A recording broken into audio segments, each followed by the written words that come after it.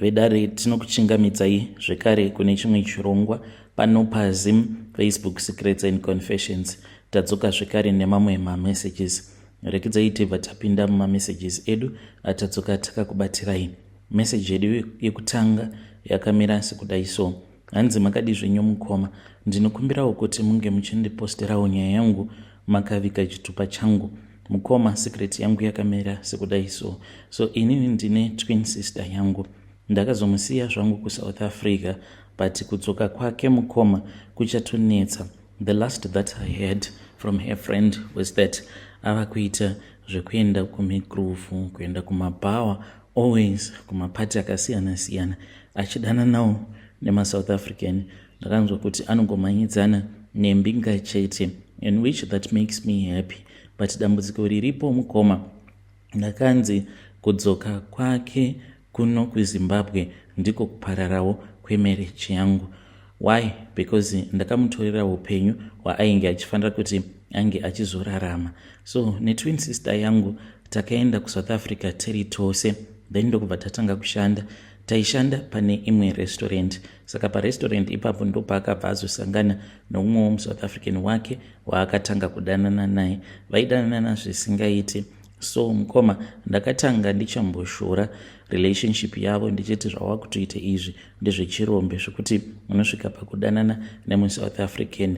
But to my surprise mukoma, vanhu vakashingirira, ndikatoona kutoti vanhu ava zvavava kutoita zvine musoro. Ndikati kana ndikangomusiya ukangoona ndamusiya, munhu uyu anotoenda neupenyu. Mukoma nachi ndo pandakabva ndachizoenda hangu kumasowe. Ndaiva munhu wekuti ndainge ndakavenga masowe nemwoyo wangu wose, but ndichitanga kuenda kumasowe ndichinotendeuka ikoko, ndainge ndichiziva zvandainge ndichida. Ndakabva ndatotenga mucheka wangu ndikasonesawo gemenzi rangu, kana iye akatoshamisika kuti naye sisi, what's going on, because you hated chechi idzodzidzi dzekumasowe, because takangokwererawo muPentecostal. So mukomana ashe ndichiendako kumasowe kuya ndo pandakazowanawo mumwe wandakatanga kuwirirana naye, mumwe womukadzi. Mukadzi uyu ndichizotanga kuwirirana naye, it was because of a reason. Aiva munhu uya aingoita zvechibhishu, saka ndakatozviziva kuti munhu anoita zvechibhishu anokwanisa kungoita yese because ainge atoriwo nemurume wake. Murume wacho uyo ainge ari muprofita zvekare ipapo pasowe pandainge ndava kunamata. Saka ndakabva ndazotaura naye, ndikabva ndamuudza kuti ndainge ndichida kuti anditsvakirewo muprofita aikwanisa kundibatsira, but handina kumuudza like chokwadi changu chose. Akabva azondiudza kuti murume waainge achihura naye aipota achienda kuMozambique, saka ainge achazomukumbira kuti kana asvika kuMozambique, kana aine n'anga yaanenge achiziva, azomupa mafone numbers, then obva azondipa mafone numbers enyanga yacho iyoyo. Ndikabva ndati it is fine, hapatomborina kana nyaya. Akazondipa mafone numbers yeimwe n'anga yekuMozambique mukoma. N'anga iyi kana kutaura nayo ndainge ndichitotya zvangu. So it took another man, uyo wandakazotanga kudanana naye, ainge ari willing kundiperekedza ikoko kuMozambique. So naiyewo mukoma ainge achitodawo masimba ekuti ange achikwanisa kuprofita. Mukoma, I had to sleep with that man. Kotaikuita sei mukoma, because on this journey we were just alone. Zvino takati tava kuda kunosvika kudhuze neko, ndipo patakabva tazoudzwa kuti makombi acho anoenda kuvillage kwatainge tichida kuenda, makombi acho iwawo ainge atopera. So ndokubva tazotsvaka booking in which we only slept together. Mukoma, takabva tatongorara tose. Kubva ipapo tikatanga kudanana. Iye akati kuti ndokutoti tinge tichizotosimbisana uye zvekare tisazofumurana. Mukoma, iyewo akazopinda mudare ari ega, neniwo ndikapinda mudare ndiri ndoga. So mukoma nashi ndakabva ndachizotorera twin sister yangu upenyu hwaaifanira kuti ange achizorarama. Izvi ndakazviita ndichitaura neglazi, because paglazi ipapo akatobuda. Ndikatanga kutaura zvose zvandainge ndichinzwa kuda, uye zvekare nezvose zvandainge ndichida kuti zvinge zvichizoitika kwaari. Saka ndakabva ndachizoisa chituko pamusoro peupenyu hwake, asi ndakabva ndazonzi hakuna case isina expiry date.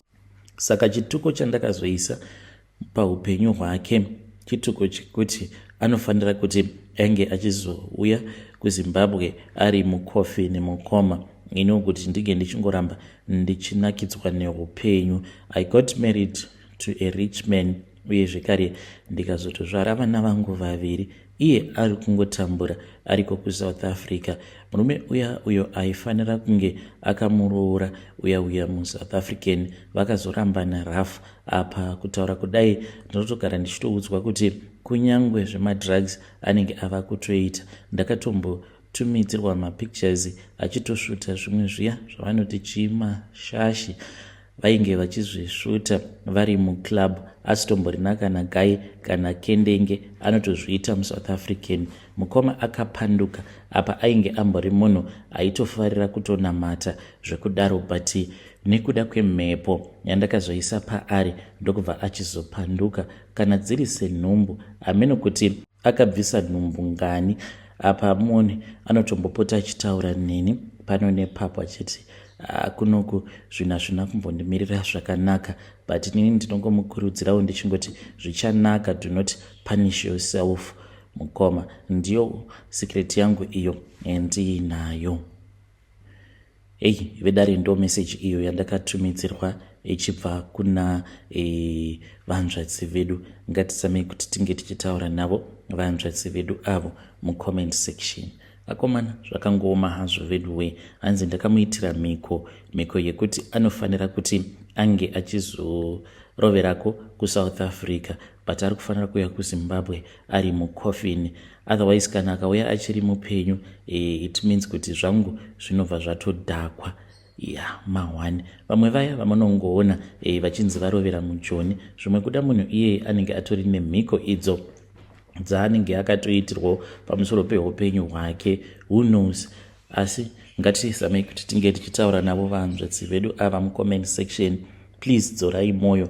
Ndakavaudza kuti vange vachidzora moyo wavo, vakabva vati ndikagodzora seiko moyo wangu, nekuda kwekuti munhu uyu kana akangodzoka chete kuZimbabwe achiri mupenyu, zvinoreva kuti marriage yangu inenge yatoparara, kalife kandikurarama zvose zvinobva zvatodhakwa, because ndakamubira mupenyu hwake. Mahwani regedzai tibva taenda panyaya yedu inotevera. Nyaya yedu inotevera yakamira sekudai so. Hanzi makadi zvenyu mukoma, ndinokumbirawo kuti munge muchindiposterawo nyaya yangu makaviga chitupa changu. Ininiwo I am a single mother. Mukoma kune kumwe kuchechi uko kwandiri kuenda, so mukoma ndiri kugarawo muno muHarare kuno ndainge ndakaunzwawo nebasa, and I'm still 27 hangu. Ndodawo kuti mhuri yeZimbabwe inge ichindipawo advice. Saka ndine umwe murume wandanga ndichifambidzana naye, but murume iyeye haasi romantic zvake, anoitawo zvehumakanika. Mukoma love yacho ndechibhubhubhu zvekuti is not even romantic zvachose. Saka even though ndichimuda, but ipapo ndo pane biggest challenge. Zvino kuchechi uko kwandava kuenda, vamufundisi mukoma one day vakangoti vanditarisa ndobva vanyemwerera, so I did not put it too much into consideration. Ndakangoti amenowo maybe imistake yangu, but I then noticed kuti ndo zvinongogara zvichingoitika izvozvo pose patinotarisana, vanhu vainge vachizonyemwerera kana kutonditsonya ziso chaiko. So with time mukoma ndipo apo pavakazondipfimba. Nazvino mukoma nashe vachiri kungondipfimba, ivo vari kundiudza kuti vanondida mukoma. Zvinhu zvangu mukoma zvina kumbondifambira zvakanaka kubva pandakabuda mumarriage, but this man when I look at him, ivo vandotaura kuti kana ukangondida chete ndinokwanisa kutokutangira kabusiness so that you can be independent. Saka ndikudawo kuti mhuri yeZimbabwe inge ichindibatsira nemaideas. Ndodanana navo here pastor ava kana kuti ndongosiyana navo? Vedare ndo message iyo yandakatumidzirwa ichibva kuna vanzvadzi vedu. Ngatizamei kuti tinge tichitaura navo vanzvadzi vedu ava mucomment section. Pakaipa regedzai tibva taenda panyaya yedu inotevera. Nyaya yedu inotevera yakamira sekudai so. Hanzi makadi zvenyu mukoma, ndinokumbirawo kuti munge muchindipostera nyaya yangu makaviga chitupa changu. hongu mambo Solomon vakati vanity upon vanity, but mukomana zvakafanana izvi.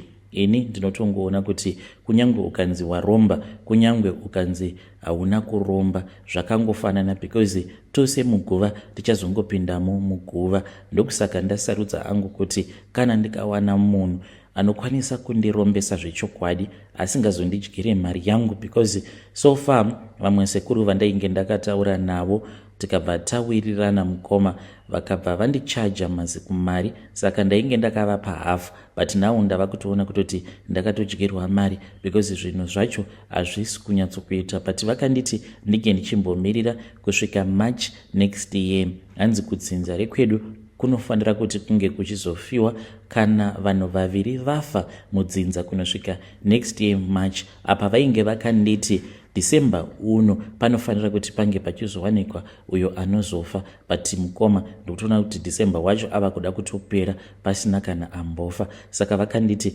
ndinofanira kuti ndinge ndichizovamirira ndokuti zvinhu zvangu zvinge zvichizoita, but I don't know kuti ndakangodyirwa mari here kana kuti ndichazoitawo mupfumi. Mukoma, the reason as to why ndakasarudza hangu kuti kunyange zvikanzi vanity upon vanity, but ndaenjoyawo upenyu. Even ivo mambo Solomon vaimbova nevakadzi vanganiko? Ko dai vainge vachiziva kuti vanity upon vanity vaizoita vakadzi 1000 here? Musatamba imi nekunakirwa nevakadzi 1000. Ndokupenyuka uchidya rifa, kudya nyika rutivi, uchiti nhasi uyu. Zvinoreva kuti vaitora kana makore 2 kuti vange vachiita bonde nevakadzi vavo vose. Apa murume uya ainge aine mari yemuwando kuvhundutsira vanhu kani. I think kuzonyora kuti vanity upon vanity ainge atoona kuti kana tikazoita varume vakawanda vanenge vaine mari yakawanda kudai, tiine vakadzi vakawanda kudai, ndopa kuzotorerana vakadzi. Muchinda akabva afunga kuda kutivhundutsira. Ndokusaka ndati izvo zvekunzi vanity ka hazvitomboshandi. As long as uchinakidzwa neupenyu mhani ndo chakakosha. Ko kana kusina kudenga kwatinoenda, ko kana kufa kwako kuriko kuguma kwenyika yako, tinozviziva sei? Ngatinakirwei neupenyu. Mukoma changozondiunza pano ndechekuti ndichiri kungonetseka nawo nekuti ko wai zvinhu zvacho zviri kutora nguva. Murume uyu akandivimbisa kuti zvichaita, but nanhasi uno ndichiri ndakangomirira. So mukoma Nashi, iniwo mukuromba kwangu zvandakaita ndakataura navo sekuru ava. Mushure mekunge ndataura navo vakabva vazonditi ndaifanira kuti ndige ndichitenga macandles ainge achikwana iwo kuita 6, then ndikabva ndabatidza makenduru iwawo kutsva nekutsva. Mukoma Nashi, ndainge ndichingoshingirira usiku hwose. Mukoma Nashi, mangwana acho makuseni pandakati ndichinomuka, pane chimwe chinhu chandakaona chakafamba mumba, but handina kukwanisa kunzwisisa kuti chinhu ichocho chainge chimbori chii.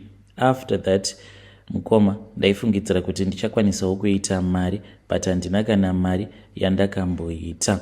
So toda kubvunzawo kubva kumhuri yeZimbabwe. In particular, I know kuti vamwe vanokwanisa kuzotaura zvavanenge vachida, saka ndikuda kutaurawo nanaabi yangu. Vamwevo vanozviti ivo vakaromba.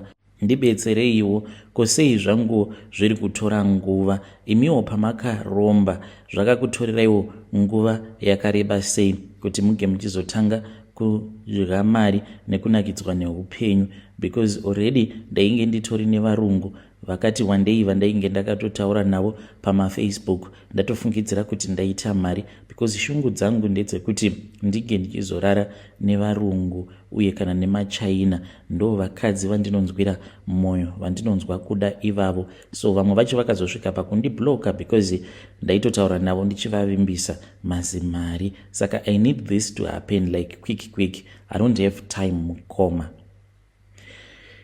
Hey vedare, ndo message iyo yandakatumidzirwa ichibva kuna mukoma vedu. Hanzi ndanonokerwa already, ndakatotaura nevarungu nemamwe maChina paFacebook, saka vamwe vacho vainge vakabvuma, but dambudziko riripo nderekuti ndainge ndakavavimbisa mari. Apa zvinhu zvacho zvava kutora nguva, saka vamwe vacho ndo vakazondibloka. Ya mahwani. Rekedzai tibva taenda panyaya yedu inotevera. nyaya yedu inotevera yakamira sekudai so. Hanzi makadi zvenyu mukoma, ndinokumbirawo kuti munge muchindipostera nyaya yangu makaviga chitupa changu. So mukoma, inini ndakagara ndatongokanganisika. Ndiri munhu wekuti I am very materialistic. Kana ndikadanana nemunhu, ndisati ndatombodanana nemunhu, ndinotanga ndatarisa kuti munhu uyu anokwanisa kundichengeta here, anokwanisa kundipa upenyu hwandinenge ndichida here. Before anything, ukatoona ndakupa mafone numbers angu, ndinenge ndatokujaja, ndatoona kuti unokwanisa here kuzondichengeta, kuenda neni out and to give me some girlfriend allowances. But mukoma, hey, kwa zvazondisvitsa. Saka ndine murume uyo wandiri kudanana naye, murume wemunhu, ndiri kugarawo muno muSouth Africa. Saka akandipfimba murume uyu, takangosanganawo mutauni ndokubva atondinzwa ndichitaura shona paya, ndainge nditori pafone call.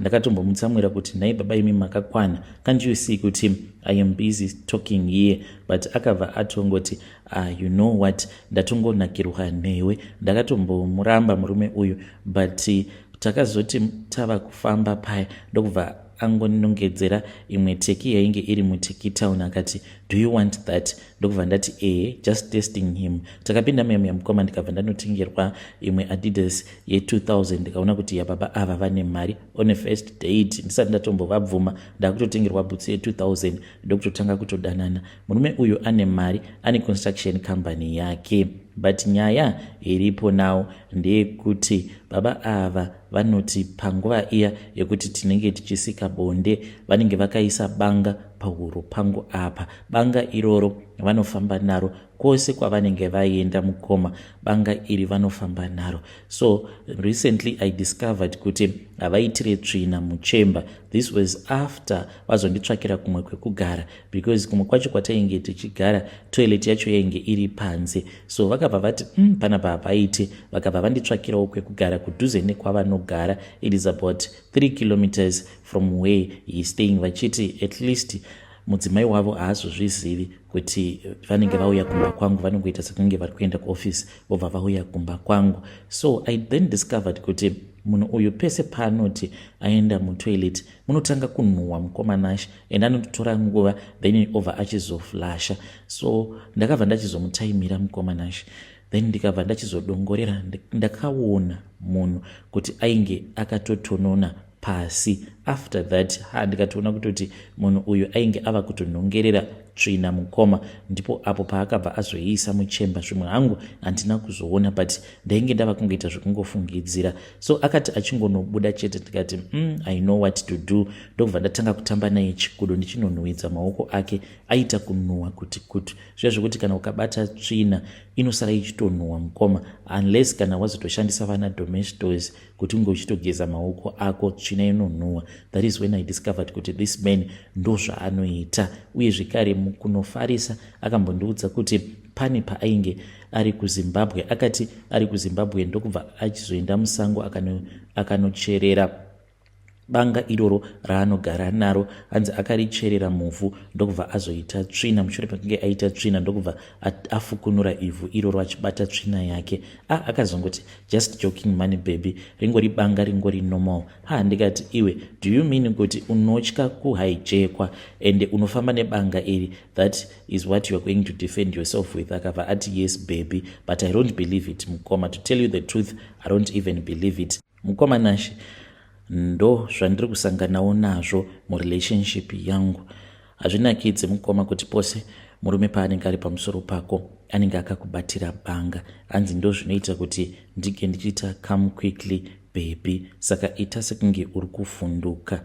Nai zviri normal here? Vedare, ndo message iyo yandakatumidzirwa ichibva kuna vanzvadzi vedu. Zvinhu zvekuti ungabvunza here mwanasikana kuti nai zviri normal here? Wega wakazvitarisa kana uchitaura nyaya yako unofungidzira kuti zviri normal here kuti munhu anoisa banga pahuro pako obva akuudza kuti ndo zvinondinakidza? Munhu anoitira tsvina pasi ozoinhonga obva aikanda muchemba. Zvakangoma hazvo vedu we, asi ngatitaurei naye mucomment section mwanasikana uyu.